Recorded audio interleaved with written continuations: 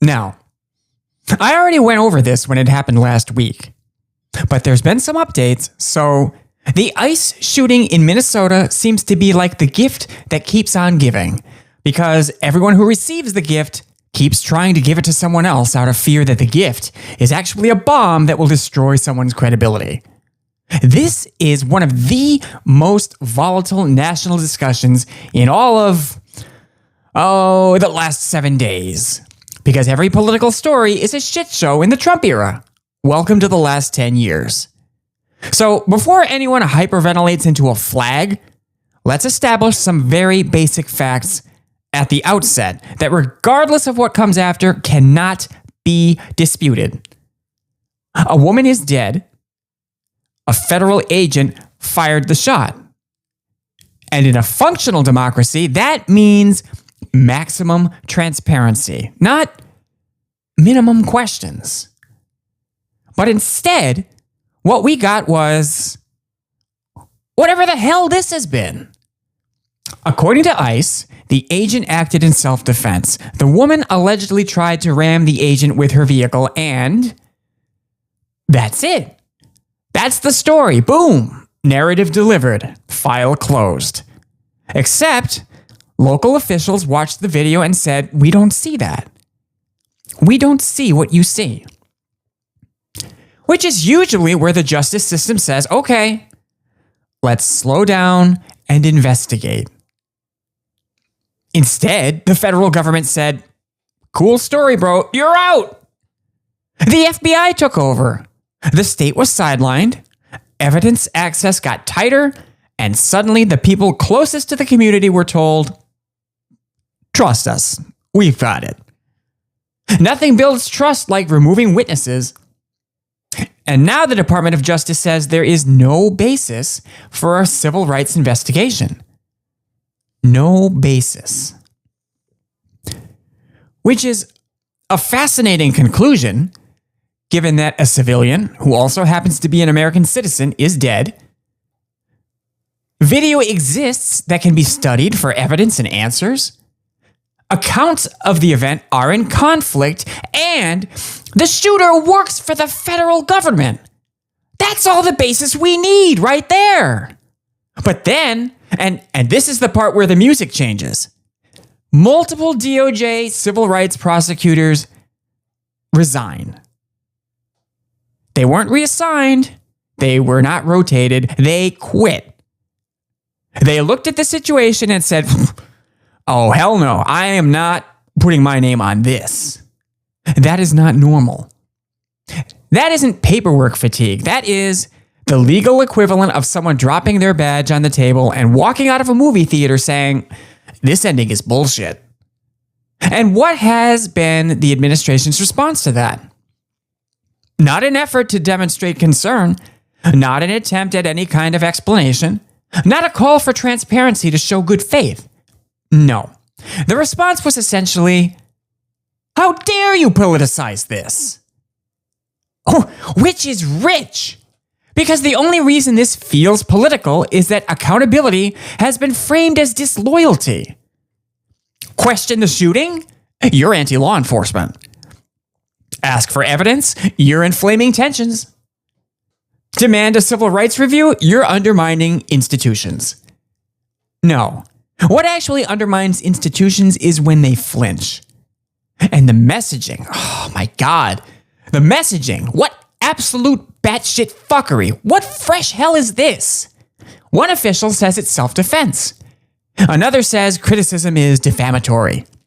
Local leaders say facts are being hidden, while federal officials say the investigation is ongoing, but also basically done. That's not communication. That's choose your own adventure, federal edition. And if this wasn't already fucked enough, here's where the absurdity really kicks in. We are told to trust the process. But the process looks like this.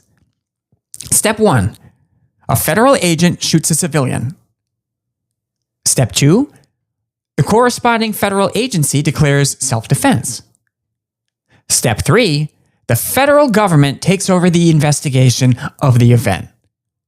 Step 4, multiple civil rights prosecutors resign. And step 5, the government says, nothing to see here. That's not checks and balances, that's checks writing themselves. And look, nobody is saying federal agents don't face danger. Nobody is saying force is never justified. What people are saying is, if this was justified, show us. Because sunlight is not an attack. Transparency is not violence, and questions are not riots. And when the government treats basic scrutiny like a hostile act, people don't calm down, they get suspicious. And that suspicion spreads. It spreads to communities who already feel over-policed. It spreads to families who've seen this movie before. It spreads to anyone watching these prosecutors resign and thinking, wait, aren't those the good guys?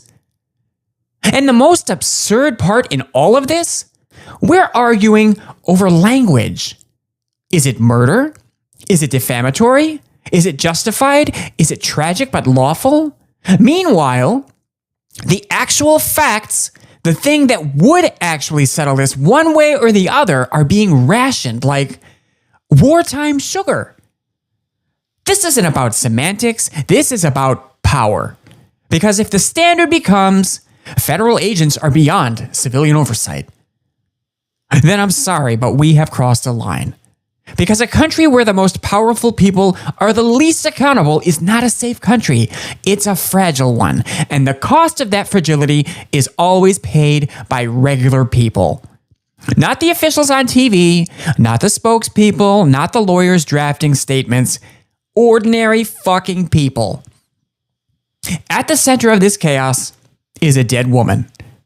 Not a talking point, not a cable news prop, a person. Her family doesn't get spin. They don't get ongoing review. They get an empty chair at the kitchen table. And instead of clarity that could lead to closure, the one cold comfort left to them in all of this, they're watching a jurisdictional food fight. Her death has become a bureaucratic staring contest where everyone is daring someone else to blink first. If this shooting was justified, then transparency protects the agent. If it wasn't, accountability protects the country. It should be that simple. Well, I've had enough. So, if this was justified, then prove it. Openly. And if it wasn't, then own it. Honestly.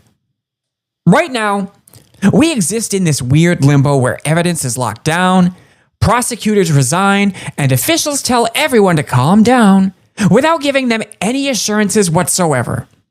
And that protects absolutely fucking no one. Because let me tell you, when institutions close ranks, instead of opening files, the message isn't strength. It's fear. Fear of precedent. Fear of scrutiny. Fear of admitting that power sometimes gets it wrong. A government that says, we investigated ourselves and cleared us of all wrongdoing, is a government more afraid of questions than answers. And that's where trust dies. Quietly, permanently, and all at once. That's not the closure that any of us are seeking. That, my friends, is the beginning of a much larger problem.